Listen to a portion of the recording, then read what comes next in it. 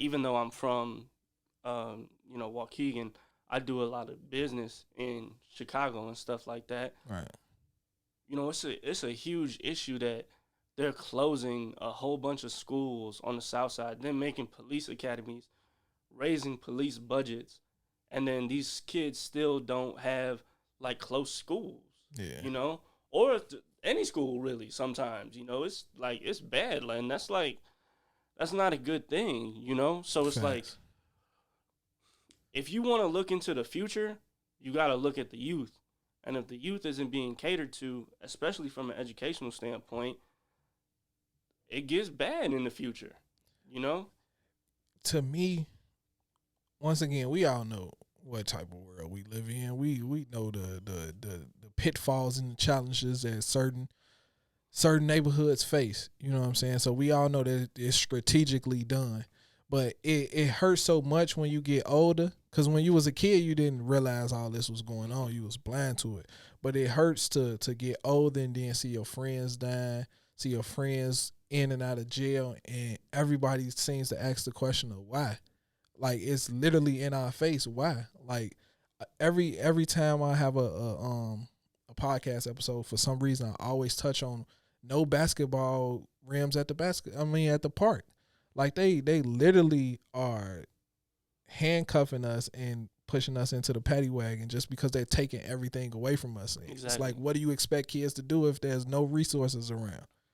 And that's the problem, is that a lot of these things are engineered. And then, like you said, you grow up and you kind of like learn what's going on.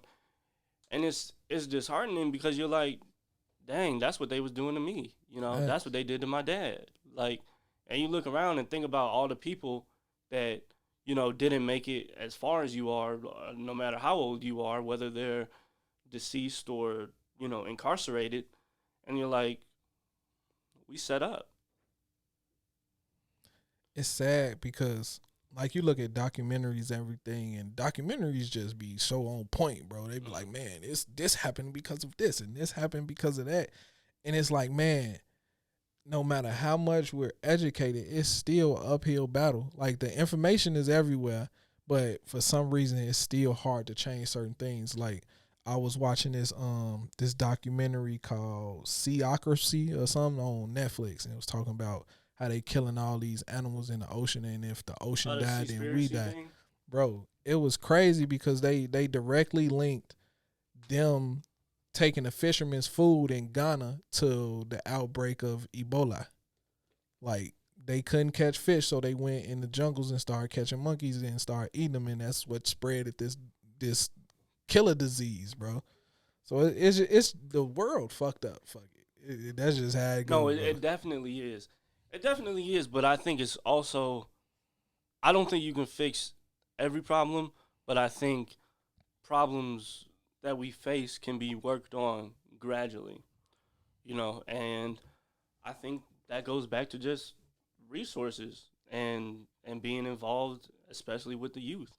And even like young adults too, that have like, kids that caught long juvenile sentences and ended up getting transferred to adult prisons, and now, these 22 years old just got out of prison basically, and he been incarcerated since he was 15. Yeah. Like, that person needs to be shown some stuff. Like, we just got to get them up to How to speed, and operate through life. that's not a bad thing, But people, and I think, R.I.P. one of the biggest inspirations in my life, DMX. I think his passing recently has shed a light on, how quick people are to just say like, oh, that's a junkie, they was a criminal, this and that, and prison is used to erase people from our society. It's not used to teach lessons for real. It's just used to take all the people that they deem bad and erase them from our world, from our communities, from existence. So that's why I think when people are like coming out of those situations, they need just a little up to speed type thing, and help him out.